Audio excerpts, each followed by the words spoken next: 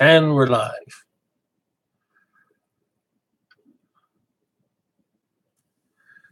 Hey everybody, it's Peter, and tonight was Westworld Season 2, Episode 5, Akane No Mai. And to everybody else out there, I say, Konbawa. Good evening. So, this was a really good episode, where if you can't tell, we were in Shogun World. Some people thought it was Samurai World, but it's actually Shogun World, is the SW. Mostly it is focused on May and the gang. We also get a little bit of a hint of Dolores and Teddy, and just a slight pinch of Benard. Because there's a lot going on. I think we open up with, I just saw the episode too. We open up with Benard, and we're just seeing the aftermath of what's going on. You still have the cleanup crew, so I'm assuming we are now almost at the end of the current timeline for the story. Because it's Benard is with Germanic guy and the cleanup crew and the backup soldiers. They're basically cleaning up. I think it was a couple episodes too where they found the lake of bodies. That's why I'm assuming we're at the end, because I think almost all the hosts end up in the lake somehow. But that's where we're leading up to.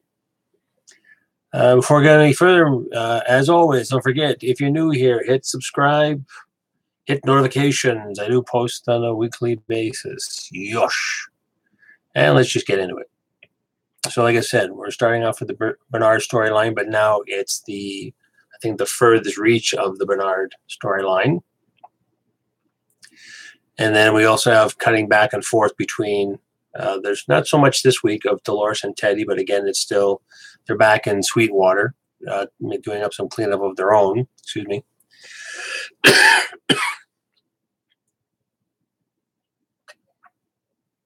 So they're cleaning up that mess. And Dolores has her own plan. She's going to take over the train, and that's still sitting there. There's like murder and mayhem everywhere, and they're just going to get things sorted out. Part of that storyline is focusing on Dolores and Teddy, with a bit of a big surprise at the end of that part of the story, which I don't want to say. I'm not going to get too spoilery. I'm just going to do a recap, more of a spoiler. This episode I really did like, especially when we're in Shogun World. And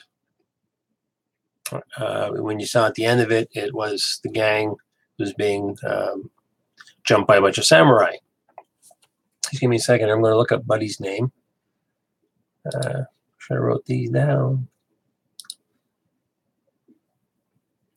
Because one of the samurai / ronin is, we had seen him in, excuse me.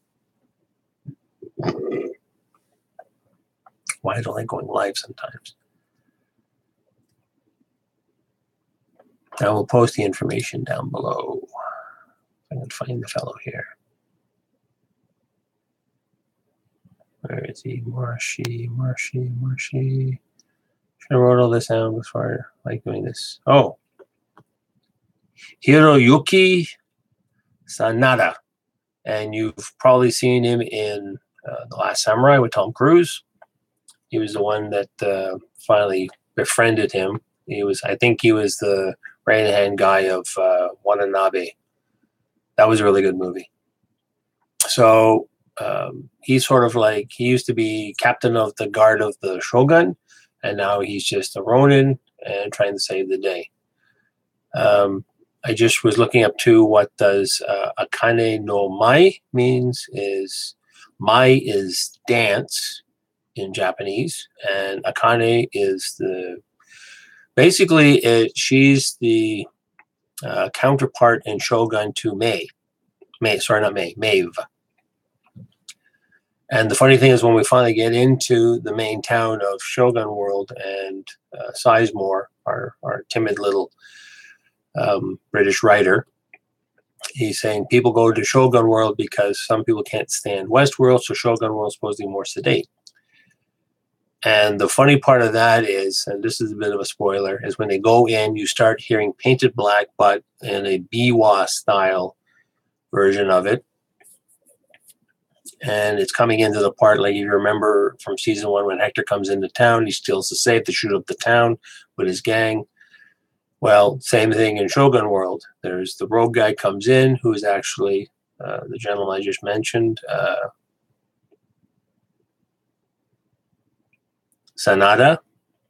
And it's the same thing too. Hey, that's the sheriff's horse, and what are you doing there? And well, I also have his staff, and he stabs the local magistrate of the town, and the thing all breaks out. But instead of, shotguns and rifles, the female equivalent of the snake woman, she actually picks up, she's given a bow and a yuki, and she starts like boom, boom, boom, boom, boom, taking out the place too. So that was kind of funny. At the same time, like I said, the painted black music playing in the background. So that was kind of neat. And then Maeve sort of gives Sizemore a bit of a grief. And it's like, you try writing, thousands of storylines for all these people in all these parks and whatever, and you're going to start plagiarizing yourself. But I thought that was hilarious because Hector and Hector's partner are just like, I know this story from somewhere kind of thing.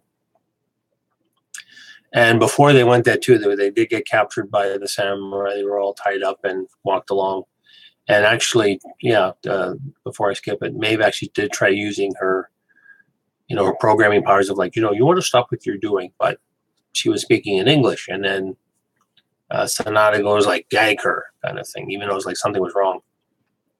And then Sizemore tells her later on that actually they all have the ability, if they can access their language matrix, that actually the host actually can't switch languages, because you remember Maeve was talking to some Orientals in the first season as well, when you kept seeing the same day repeated, but it was like she was always talking to different people. Eventually it gets established that, the one who's supposedly the snake, who the Shogun World equivalent of the snake woman who has the bow and arrow instead of the shotgun, she sort of figures there's something with Hector and the crew, so actually frees them, and they actually save the day, sort of thing, and stops the activities, because Maeve says to the other fellow, and says, yeah, this is not going to work out. You're going to steal a safe, and it's a similar thing, but it's it's all done with geishas and that kind of thing. So that was kind of funny in one way. But then it got really interesting. It was really cool that everybody, including Sizemore, everybody was speaking Japanese. There was a time where Maeve was speaking, I don't know if it was ADR or not, or if she actually had to learn Japanese, because her Japanese was spot on, but just because of the accent was dropped. But I don't know if she puts on an accent when she's playing Maeve, the actress, or if she actually had voice coaching and learned, how to speak Japanese for the episode, which nowadays, usually I think most people do that.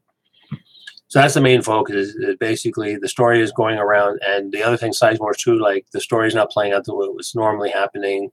We get ninjas showing up later in the story. They're dragged to the Shogun. What's going on? Part of the story is also in Shogun World is that Akane has a young protege that she saved from the dregs, and the Shogun wants the girl Sakura, and eventually Sakura gets captured, saves the Shogun, so they got to go save Sakura and that kind of thing. And there's also parallels too with Maeve trying to find her daughter and Akane trying to save Sakura. And there's always the flashback sort of thing that sort of what ties in. One thing I will say, but I will not spoil, Maeve seems to have acquired a new power. But I'm not going to tell you what the power is. But when she used it the second time near the end of the third act, that was kind of like, it felt more like a power of convenience, because it was like, how else she's going to do it? I mean, she could actually subdue people with, even then she learned that, I can speak in Japanese, and then use her voice commands in Japanese to subdue the other hosts, which was kind of cool. But she has another power now where she also can do a subduing as well, but watch the episode to see how that works. And like I said, that's about almost 2/3 of the episode is just Shogun World. But, they have to write out that story, trying to save the day for themselves, and move on to the next part of Maeve's adventure to go find her daughter. And then, like I said, not much on with Teddy and Dolores. We learned a little bit more about the relationship between Teddy and Dolores, but there still is a twist at the end. Again, not going to tell you that one. And like I said, the Benard part was only just a slight bit. But overall, not a bad episode. I say I enjoyed the part where it was just like the parallels between the, Hector shooting up the town to the samurai and the ronin, beating up the town, same idea, stealing the safe. That was kind of funny, and just the parallels. And then sides were like, "Hey, what do you want me to do? Only can write so much." So yeah, overall, not too bad.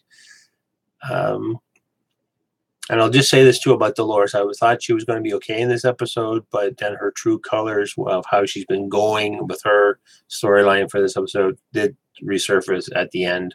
So I thought, oh yeah, no, things will be nice. She's going, nope, nope, nope. She's going back to murder and mayhem again, and they got to steal the train and she's actually trying to find Abernathy and go from there. I did notice a couple of things, but if you've watched it and you caught it more, and just comment down below for me. There was a part where they were going through Shogun World, and there were some guys tied to a tree, and I couldn't tell properly because there was cages on their heads and that kind of thing. But it might have been the actual, Delos army guys that were actually taken out by the samurai.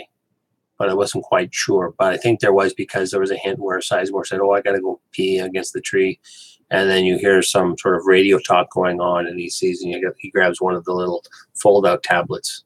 So that's why I'm assuming, okay, it's one of the soldier guys. Because there are some kind of hits, but sometimes I sort of miss on some of these things. But yeah, like I said, overall not bad. We're halfway now into Westworld. We got 5 more episodes to go till the end of the season, and then I don't know if there's going to be a season 3, and if we got to wait another 2 years for that. But this episode kind of redeemed how I was feeling about, and also like Japanese things. I haven't seen a half decent Japanese show or anything Japanese related type things in a while. As you can see, I like some things Japanese. But again, as always, I put it out to you guys. Did you like the episode? Did you not like the episode? My episode, did you like it? Did you not like it? Don't forget, if you're new here, hit subscribe, notifications. I do post on a weekly basis. There will be a Deadpool review coming up soon. I have the footage. I just have to edit it, and I will be putting it up. Again, that will be non-spoilery. I will probably do a spoiler one. I won't be doing like an Easter egg one, but I'm just going to put my thoughts on it after a while, because I want to give everybody a good amount of time, at least a week or so, before I start posting spoiler reviews if people haven't seen the movie yet, because the movie just came out on Friday, or actually Thursday, and the big day was Friday. And as always on this channel, we will see you in the next one. Konnichiwa.